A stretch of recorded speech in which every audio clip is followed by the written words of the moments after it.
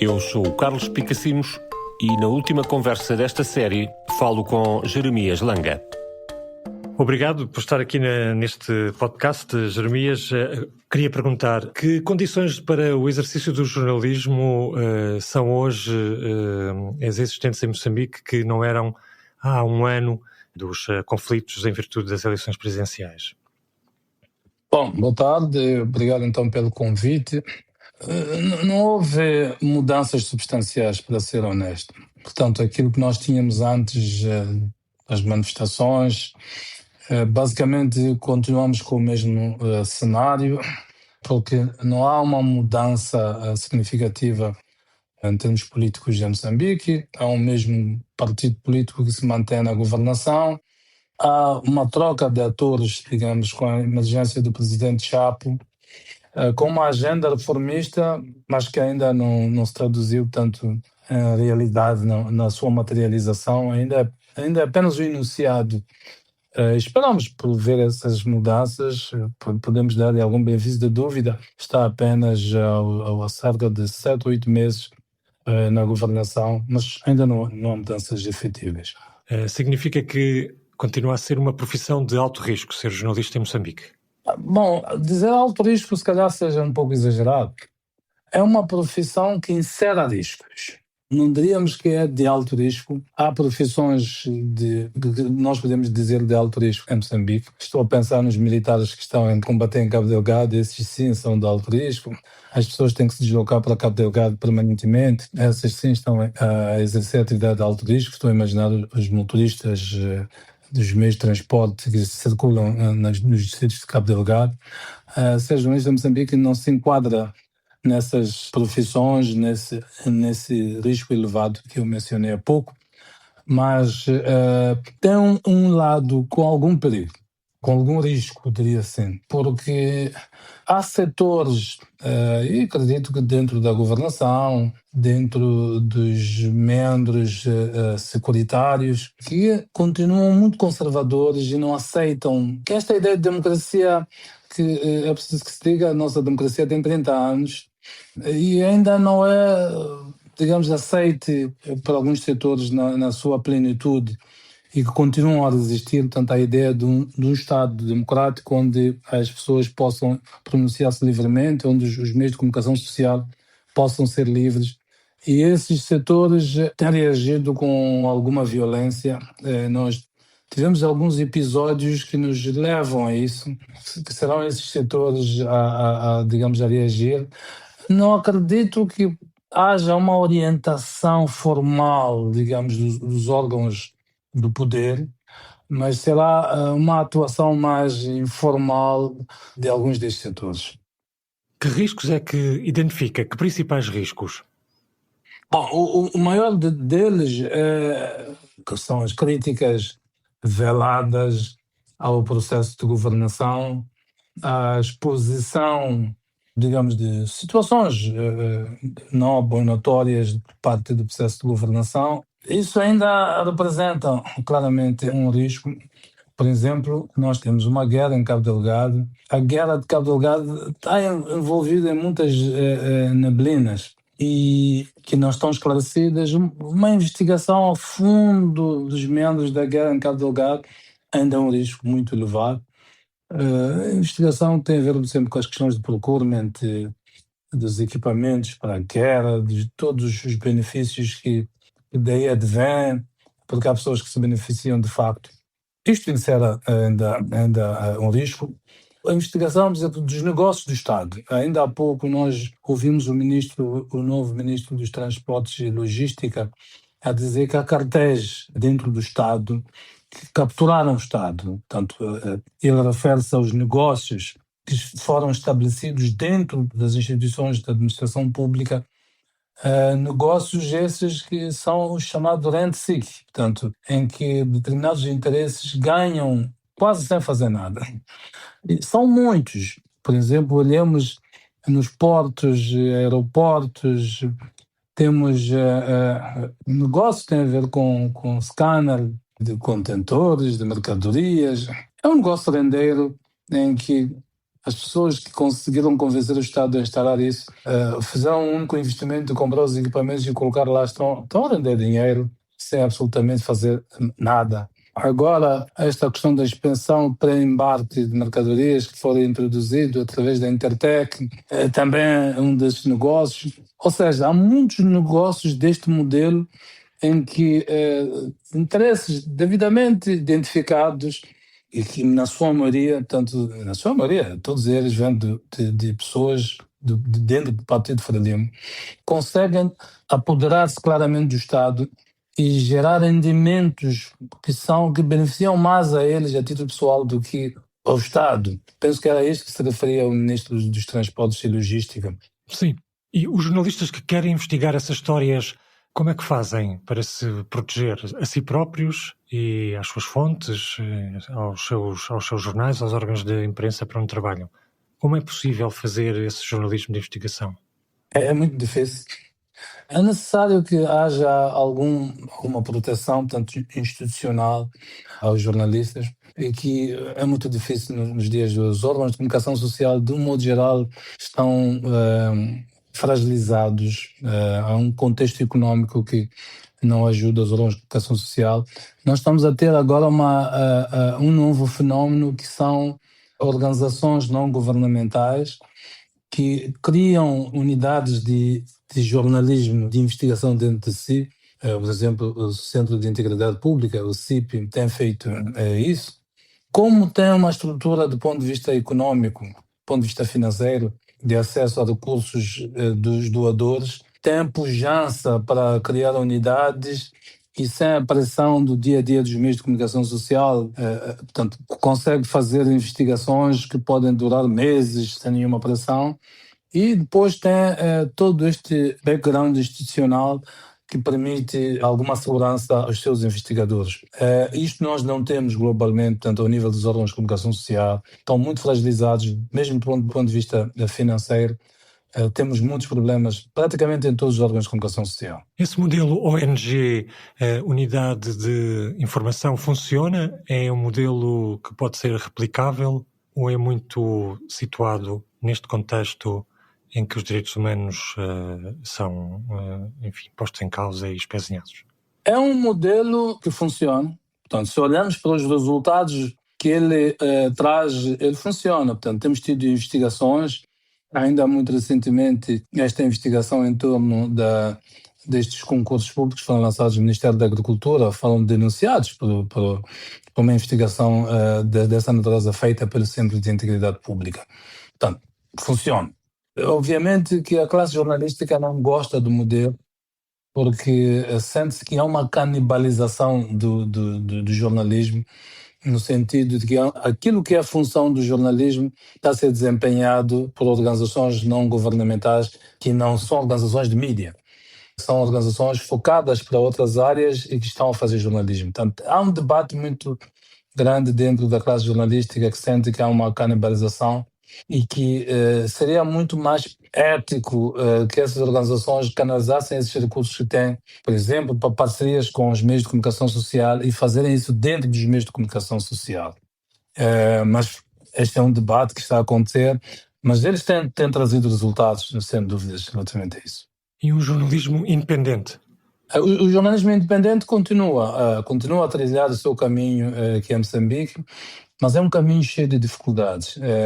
Nós temos jornais com alguma tradição aqui, jornais independentes. Por exemplo, o Savana é um jornal de uma escola, com alguma escola ao nível da investigação. Temos o Canal de Moçambique e temos outros pequenos jornais aí no mercado, mas todos eles têm em comum o facto de que não têm uma pujança financeira que lhes permita contratar jornalistas séniores, mantê-los, pagar-lhes salários na sua estrutura e depois dedicar orçamentos para a investigação. Portanto, praticamente esses jornais todos, mesmo esses jornais não têm essas unidades, eles não são capazes de sustentar isso. De um modo geral, tem 2 jornalistas séniores e o resto são jornalistas júniores que têm estado a aguentar por causa dos problemas financeiros. Portanto, o país está a viver várias crises desde a crise das dívidas ocultas, que fez com que os doadores tenham um papel muito importante no financiamento ao Orçamento do Estado de Moçambique, ao desenvolvimento do modo geral. Desde que eles se retiraram, vivemos num orçamento muito deficitário. A consequência disto é que o Estado, que é a maior entidade aqui em Moçambique, o setor privado ainda é muito fraco. E o Estado tem sido um dos maiores entes no financiamento à economia em Moçambique. Então, o Estado, sem recursos, portanto, faz com que não solicite os serviços que normalmente solicita e que paga às entidades privadas. Isso faz com, portanto, e coloca as empresas do setor privado que vivem, sobretudo, de negócio com o Estado, praticamente sem necessidade sem recursos para investir em publicidade. Isso faz com que o mercado se reflita no mercado de publicidade em Moçambique. Dou-lhe um exemplo rapidamente. Até há uns 8, 10 anos, o setor de publicidade em Moçambique era fundamentalmente alimentado pelas telefonias móveis e pela banca. As telefonias móveis, a MCL, praticamente está em bancarrota já há vários anos. A Vodacom está a atravessar problemas muito sérios nos últimos anos e que se traduziram no despedimento de vários colaboradores seus. Esses despedimentos são públicos, portanto, e suas contas no vermelho. Então, se olharmos para o que está acontecendo nos últimos anos, a Vodacom reduziu significativamente aquilo que é o seu investimento publicitário. Os bancos também reduziram por força desta situação, mas também por força de uma nova regulamentação que o Banco Central introduziu no tocante à publicidade.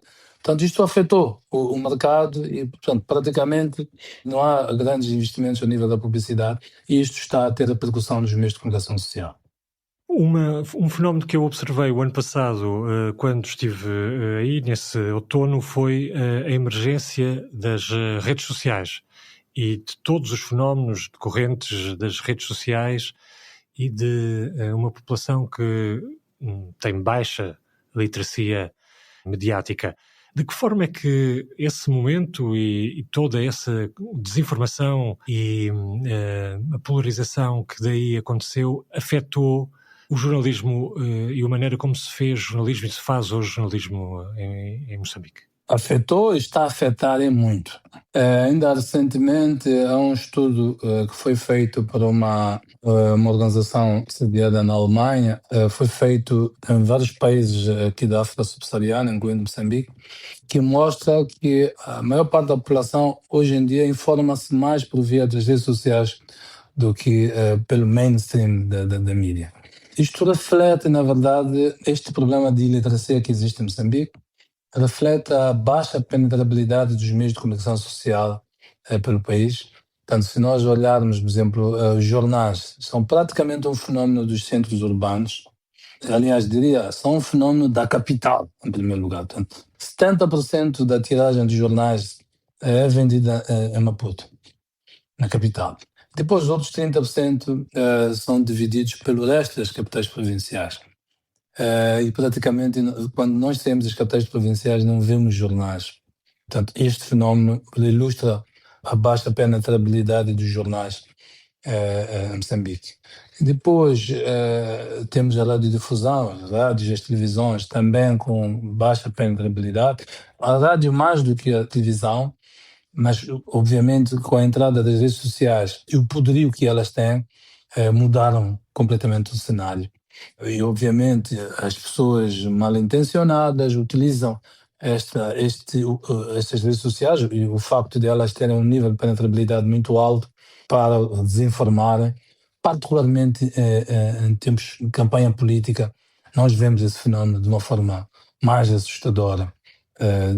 O fenómeno das fake news. É, de facto, um fenómeno muito preocupante. Dentro dos jogos políticos também nós notamos isso quando se utiliza as redes sociais para atingir determinadas pessoas. Portanto, as querelas políticas, nós vemos claramente isso a acontecer. Portanto, é uma questão preocupante e que, na minha opinião, o jornalismo não está a saber reagir nesta altura a este fenómeno.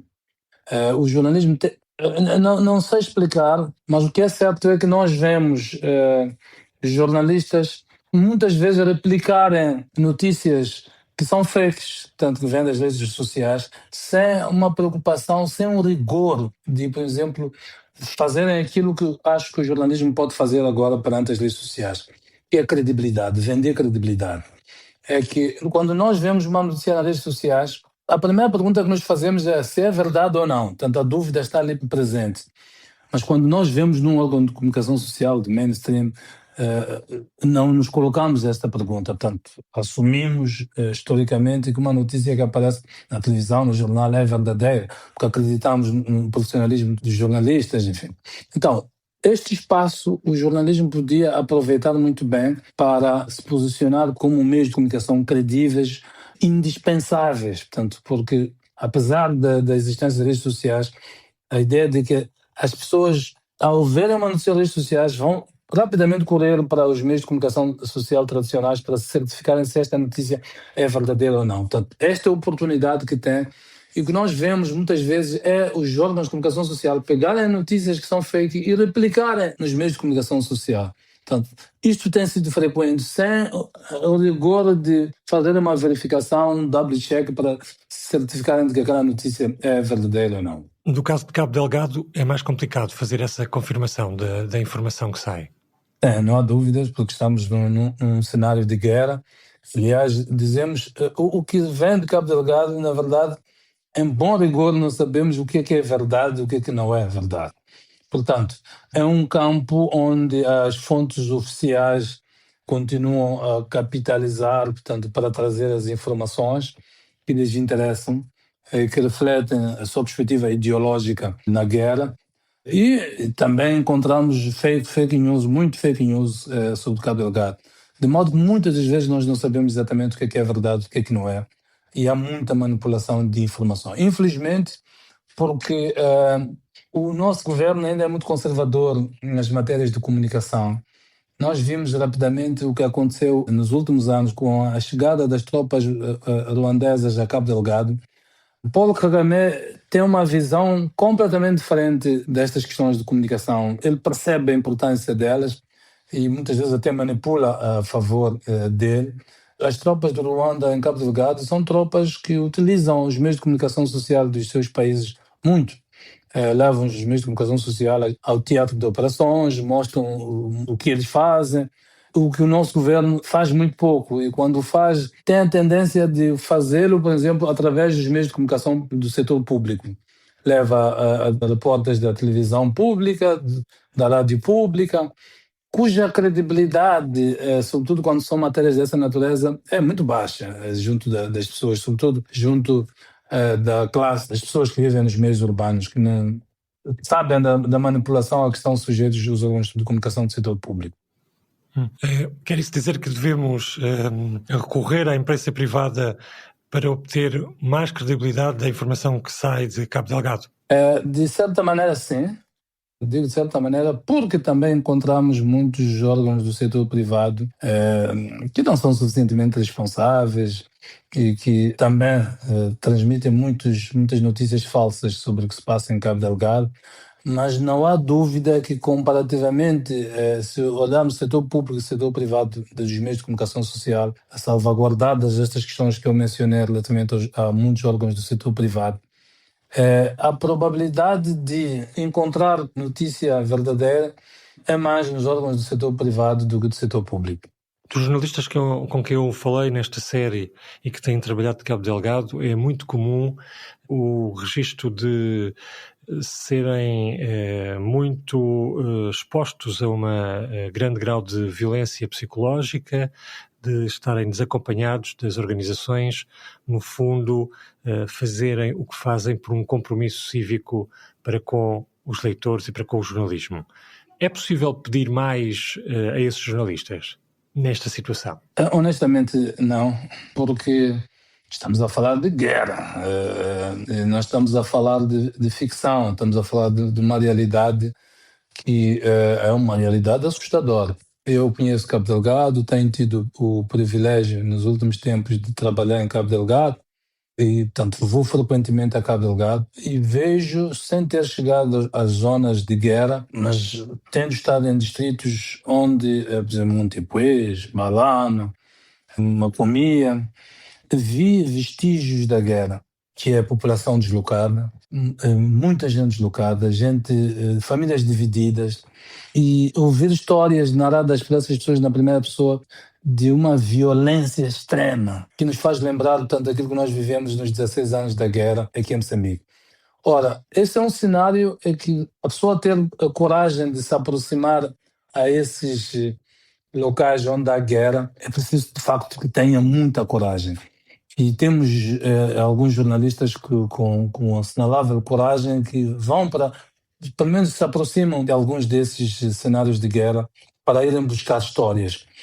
Num contexto em que não sabem, portanto, em que podem até ser hostilizados pelas próprias forças de defesa e segurança de Moçambique, tanto porque no teatro de guerra há muita desconfiança e, como eu disse, as nossas forças de defesa e segurança, do mundo geral, não têm esta cultura de trabalhar com a comunicação social.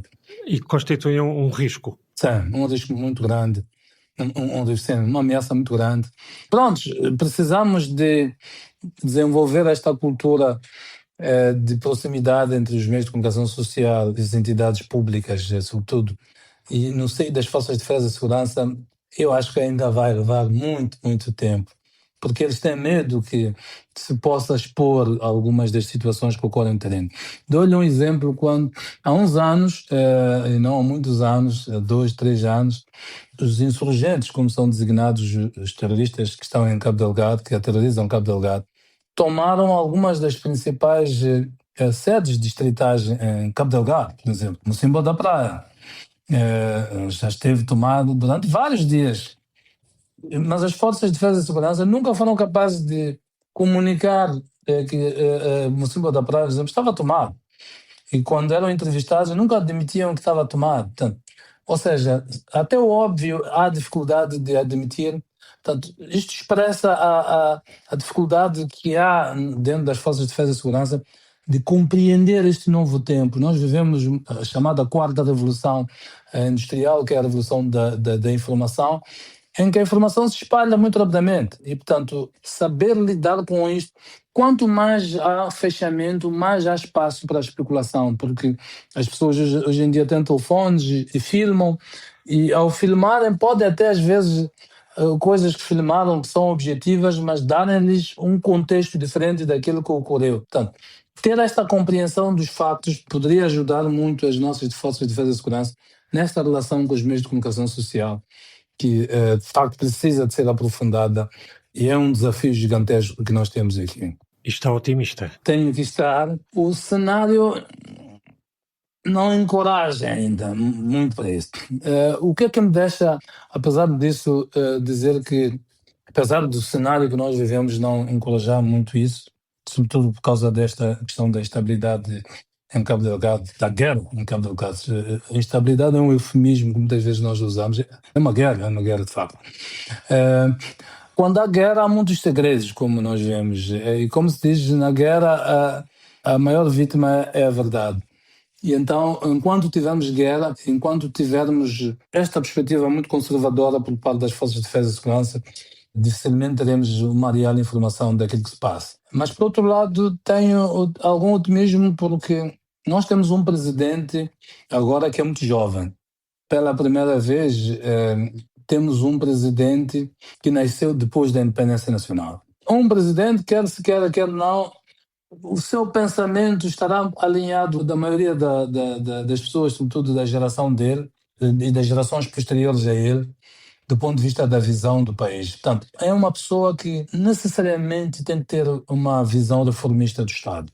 E é isso que ele nos tem dito até agora. Ainda não vimos as reformas, pelo menos, ganharem corpo, mas é uma oportunidade histórica e única que nós temos neste momento de virar. Portanto, o presidente lançou as raízes para essas reformas, nomeadamente com este diálogo nacional inclusivo, do qual esperamos uma viragem autêntica dentro da organização do Estado moçambicano para uma nova era. E acreditamos que esta viragem, por exemplo, um dos desafios que nós temos é o de libertar o Estado. O Estado moçambicano precisa de se libertar dos tais cartéis de que falava o Ministro dos Transportes e Logística, mas precisa de se libertar das amarras políticas. O Estado não pode ser um lugar de exercício de politiquices. O partido que governa mantém ainda muitas amarras dentro do Estado. Estou a falar do Partido Frelimo, naturalmente. E isso vem de uma tradição histórica. Em 1975, a Constituição dizia que o Partido Frelimo é o partido que dirige o Estado. Depois, a partir da Constituição de 1990, houve esta separação de poderes. Mas esta separação ainda é apenas uma separação formal, ela não é ainda material. Portanto, precisamos de uma separação material em que sintamos que o Estado está despartidarizado, o Estado está livre das amarras partidárias e ele pode orientar-se de uma lógica republicana. Portanto, este é um desafio que nós temos e que nos vai ajudar em muitas mudanças e que se vão traduzir também ao nível da comunicação social. Nós temos o artigo 48, liberdade de expressão, liberdade de imprensa, mas precisa de ser mais real, portanto, precisa de se materializar. Evidentemente que, como país, estamos muito avançados em relação a vários países, mas também temos muitos riscos, como eu disse no início desta entrevista. Não lhe resisto a perguntar se uma eventual transição de poder para a oposição vai passar por quem ganhar esta guerra comunicacional, porque o que se viu no ano passado foi um extremo domínio das redes e da comunicação por parte do então candidato Onlhan, e do lado da Frelimo era uma reação quase arcaica, artesanal. Pareciam que viviam dois planetas diferentes. Será por aí que as coisas podem virar? Sim, na verdade eu acho que foi o início, o que nós vimos naquela fase pós-eleitoral, porque nós temos uma nova geração, é isto que é preciso historicamente compreender. Nós tivemos a Guerra dos 16 anos, como é designada, a guerra liderada pela RENAM, terminou em 1990 com o Acordo Geral de Paz, assinado em 1992, portanto, que é formalmente a altura em que terminou. Tivemos as primeiras eleições em 1994. Ora, de 94 para agora já passam 31 anos. E de 2000 até agora passam 25 anos. Ora, isto quer dizer que nós temos agora uma geração que tem 20 anos, tem 18 anos, que não tem sequer referências da Guerra dos 16 anos. Não tem referências não tem referências da Guerra da Independência, não tem referências da Guerra dos 16 anos. Isto quer dizer o seguinte: não olha para Frelimo como aquele referencial histórico que é o movimento que depois se transformou em partido que levou o país à independência, e não olha para o NAM como aquele movimento que liderou uma guerra contra o comunismo, que levou o país à democracia. Portanto, esses dois partidos têm esta ligação histórica. Temos uma geração que não se identifica mais com isto. Esta geração tem 20 e tal anos, que tem, vamos lá, ambições diferentes. É uma geração que tem preocupações com o emprego, porque o desemprego em Moçambique é gigantesco, as taxas de desemprego são gigantescas.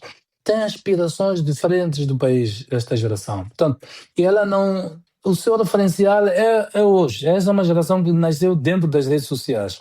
O seu espaço nativo são as redes sociais. Então, sabe comunicar-se dentro deste espaço, não se identifica mais com aquela comunicação tradicional através dos jornais, das televisões, das rádios. Então, é preciso, quem quer fazer política tem que compreender esta geração, tem que se comunicar com esta geração. Aliás, olhamos para as nossas estatísticas. Moçambique, de acordo com os dados oficiais, tem 32 milhões de habitantes. A população com 16 ou mais anos, de acordo com a estatística, representa 70% de Moçambique. Portanto, estamos a falar de uma população extremamente jovem. É esta população que é preciso, para comunicar com esta população, é preciso ir para o seu habitat, que são as redes sociais. Portanto, esta inaptidão que nós encontramos em alguns partidos políticos nas últimas eleições de lidar com esta geração. Sim, não queria acabar sem lhe perguntar sobre o Instituto de Comunicação Social da África Austral, que é vice-presidente. Que papel é que este tipo de organização transnacional pode ter também numa democratização ou numa estabilidade do jornalismo em Moçambique?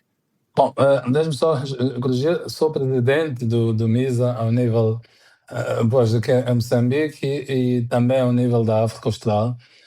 nós temos presidências colegiais ao nível da África Austral e neste momento, portanto, somos nós aqui em Moçambique.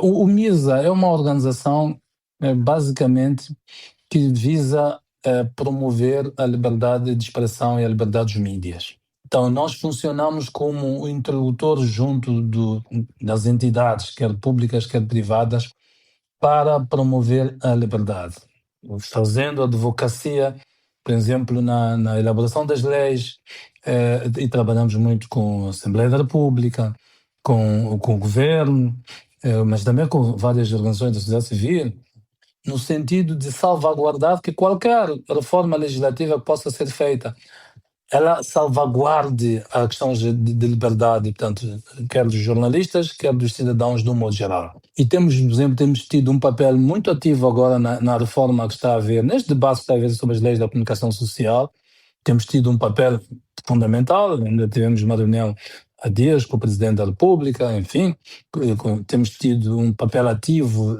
junto da Assembleia da República, no sentido de fazermos a advocacia para dizermos as leis da comunicação social não podem vir reduzir o espaço de liberdade dos meios de comunicação social. Tem de vir ampliar. E, por exemplo, há um debate, por que essas leis não avançaram durante muito tempo? Porque via-se claramente uma intenção de introduzir, por exemplo, duas figuras, um regulador e um regulador que é nomeado portanto, que depende, é tutelado pelo governo. Ora, é contraproducente. A liberdade de expressão é um direito fundamental, que está constitucionalizado na nossa Constituição. Portanto, e ter um regulador que é tutelado pelo governo, mesmo que ele não faça, mas sempre vai transparecer a ideia de que há uma intenção de controle da ação dos jornalistas. Então, para nós não faz sentido e temos batido nesse sentido para que a figura do regulador não responda ao governo. Outra ideia, por exemplo, que foi inserida foi a ideia de introduzir uma carteira profissional. Havia uma ideia de introduzir uma carteira profissional, essa carteira ia ser atribuída por uma entidade do governo. Ora, o jornalismo é uma profissão liberal em que cabe aos profissionais se organizarem e decidirem os critérios de atribuição de carteira profissional, tal como acontece noutros países, tal como acontece já aqui em Moçambique, por exemplo, com outras profissões, temos ordens de engenheiros, ordens de advogados, quem dá carteira profissional não é o governo, nem sequer se mete nisso. Portanto, temos estado a discutir muito seriamente com as instituições que estão à frente deste processo, no sentido de salvaguardar algumas das questões. Algumas delas são pequenas armadilhas que se querem colocar para cercear as liberdades. Portanto, o MISA tem feito este papel.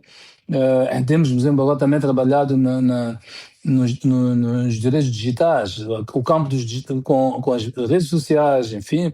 Há um campo dos direitos digitais que durante muito tempo não tínhamos uma ideia do que é que significava e que tanto nós temos estado fortemente empenhados na aprovação de uma lei de proteção de dados, por exemplo, aqui em Moçambique. Enfim, o MISA é isso que tem feito, esta coordenação ao nível da região tem sido importante porque permite que quando num país há uma situação, possamos acionar todos os outros países para em uníssono levantarem voz e tem funcionado. Ainda agora estamos com uma situação no Malau, por causa das eleições que foram realizadas no Malau na última semana, em que, a dada altura, os jornalistas foram proibidos de fazer publicação dos resultados. E, energicamente, tivemos uma intervenção ao nível do MISA regional, acionando todos os capítulos nos vários países, e escrevemos, inclusivamente, ao presidente do Malau e pronto, a coisa amenizou pelas informações que nós estamos a ter. Então, temos tido esse papel enquanto MISA, enquanto organização regional. Aliás, temos também um mecanismo que nós criamos um dos problemas, como eu disse a dada altura, é que os meios de comunicação social aqui em Moçambique têm muitas fragilidades em termos financeiros. Às vezes os jornalistas têm processos em tribunal, que são levados ao tribunal, e os próprios órgãos de comunicação social não os assistem, não lhes disponibilizam advogados, enfim.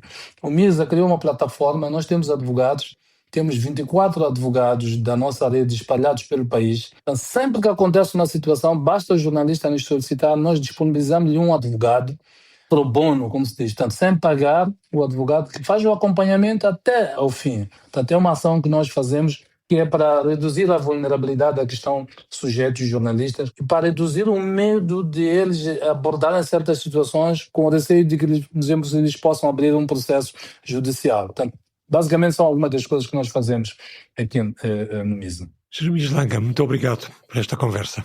Obrigado, eu disponho sempre.